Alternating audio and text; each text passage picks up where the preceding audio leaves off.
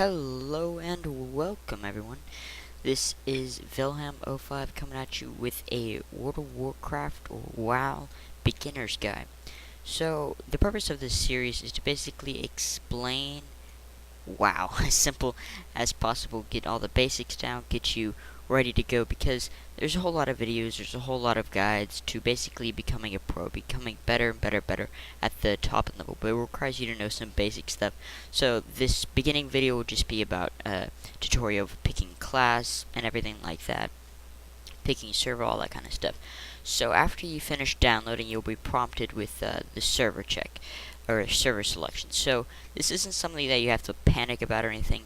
Modern WoW, you can do a lot of stuff cross server, so it's nothing too crazy. But you basically pick your region. That's not too difficult, and then you have your different types. You have normal, and then you have PvP. So PvP allows for other players to attack you while you're in the world.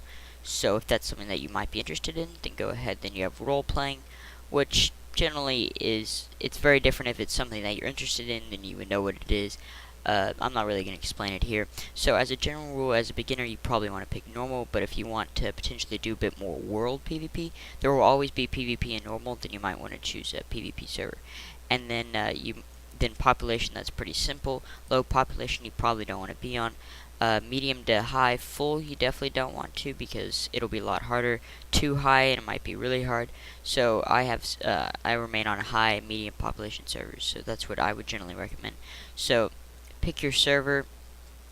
I had pre-selected I'm on Kel'Thuzad for this particular one because I want to demonstrate what a beginner would prompt with. So you wouldn't be prompted with the exact screen, you would be prompted with this screen, in which you could pick gender real quick. So that's very simple, and so you have your different races over here. So the monk over here, the difference being you start off as a no faction, excuse me. So you have alliance and horde, and these two in PvP battle it out. Other than that, so there are major differences. Other than that, the classes remain the same, so you can get all the classes across. So pandas, they get to choose, I think, about 15 to 20 area. They get to choose between alliance and horde. So if you not really sure, you want to make the decision a little later after you get into the game a little bit, then you can pick the monk. But so you basically pick your different alliance or horde. The difference isn't too crazy except for just PvP side. I wouldn't just struggle about it. I mostly figure out what race you want to play, and depending on your server, it may have more alliance or may horde, so that may be a factor, because it's not necessarily 50-50, it may be 60-40, and some even 70-30. So if, for instance, Kel'Thuzad has a lot of alliance, so I went with alliance. So you have different classes, different races, so it's basically whether or not you want to pick your class, the main thing you want to pick.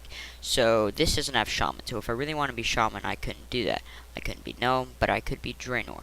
Draenei, excuse me. So you want to pick your class, the main thing. So just a brief description: warrior is your standard, go up there and hit. You have 3 different types of functions in a group party. You have tank, which takes a lot of damage.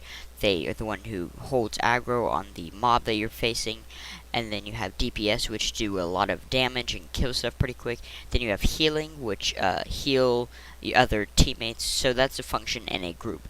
All the classes, so you understand, have DPS, and some are better than others at different times, but I wouldn't be picking it based on that. I'd be picking on what you think is most interesting. So that's what warrior is. It has tank and 2 DPS, and there's different specs, so you can do multiple things. You don't just have to be bound to tank or healer, you can do multiple things. Pally is similar to warrior, except you add a little bit of holy power, as they call it. It's a little bit of different functionality. Melee being up close on top of them, casters being farther away or slash range, farther away, attacking them from distance. So just a brief description if you were unaware of those basic terms. So, and then this guy also has healing added, tank, and DPS. So it has all 3. So this is a very good option because it has a lot of choices. Now the beginner's go-to is the hunter. He has a pet.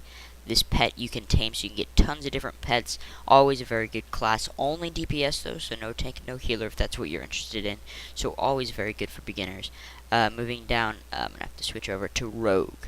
Rogue, they are the stealthy assassins. They can go invisible if that's something you're interested in. It's very fun, very good. Only DPS again. So they can go completely invisible, which makes a lot of things very easy. They can also pick locks, a couple things like that. That's not too big of a deal, but basic added functionality is their melee with the ability to go invisible. There are a lot of differences between these. I'm just going to the basic overview. Then you have Priest, which is similar to a Paladin and like its holy things. You have holy, but the difference is it's range DPS and it's got healing. So it can do some shadowy attacks and stuff like that. It can be pretty cool. But it's a healer and DPS, relatively good. Never been one of my favorites, but it is an option always. Then you have Shaman. Shaman are a very, very good choice for beginners as well. So its standpoint is the totems. These are things that you can place down. There's tons of different varieties. That gets a bit more complicated what you want to do, but the little things you can place down that can help you. So you have melee DPS, which is what this guy is with the fist, and you can go and punch people with these. Then you have a range DPS, which is the elemental, which looks pretty cool. A lot of different cool abilities, and then you have a healer, which is also very nice. And then you have the mage, which is one of my personal favorites. It's a range DPS only, so you are restricted to that. You can have a pet for Frost, and it's your basic caster. It's your wizard. It's your generic kind of wizard. There are a couple of these who are basically, if you understand it from other games, it's very similar here. This is one of those that's very interesting, good variety in the different specs, etc. So let's go over to Warlock. Warlock are your demon type casters, so demon side of the mage. So you also get a pet, but instead of with the hunter you can tame them. With these they are preset and you get them a lot of cool stuff. Always does really good damage. Only damage here, yet again with the mage, similar to the mage that is, and so it does always really good. Just as a general rule, only damage normally do better than multiple spec, but that doesn't mean that the multiple spec can't be good at good at sometimes. It's just in a general rule. So, and then you come over here to the monk, which normally is associated with the panda, but it can be on different ones. So you have the monk, which is your up close kung fu type style thing, kung fu panda, if you want to make that reference to help you understand. You can have tank, healer, and DPS, so another trio. And then another good one as a beginner is the druid. So this guy's main staple is he can shapeshift. So he can turn into a bear, a cat, a bird, a plane, not a plane. But he can turn into a number of different things, which is really cool. So you have, this is the one who has the most variety. So you have melee DPS, you have range DPS in the form of a boomkin. You have a tank, and then you also have a healer. So one of the classes is bound to be pretty good. So you always have a lot of variety. This is always a good one.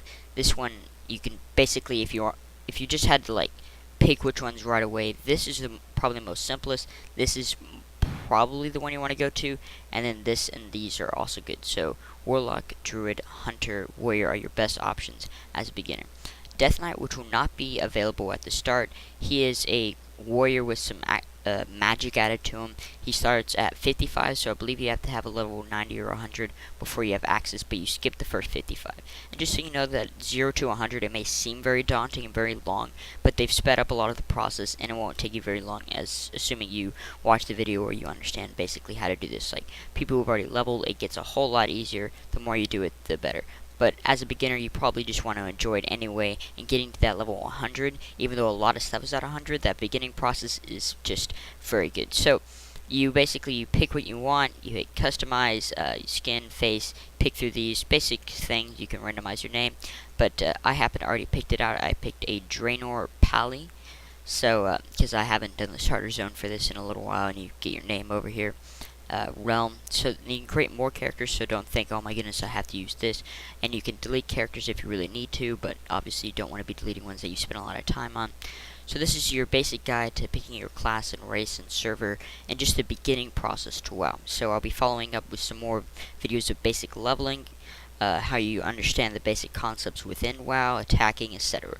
So this has been my beginner's guide to WoW. Hope you enjoyed. See you in the next one.